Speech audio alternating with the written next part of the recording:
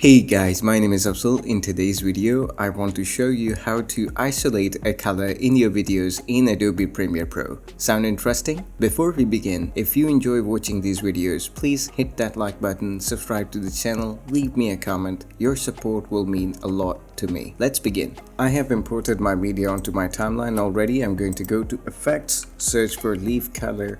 Drag and drop the leaf color effect onto the content, go to the effect control, click on leaf color, select the dropper tool, and I'm going to select mid-tone greens that I would like to isolate in this video.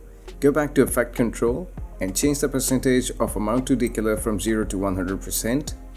Come down to match color, click on the drop down, change it to using hue, and then go up to tolerance, adjust it just to the level that you see that you got your desired results.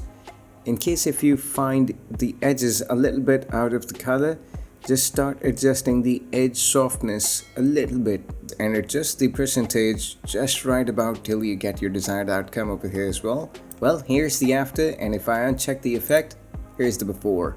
So that's how you isolate a color in Adobe Premiere Pro in your videos or your photos. If you enjoyed this video, hit that like button, consider subscribing to my channel, and as always, thank you for watching and I'll see you in the next one. Take care, bye bye.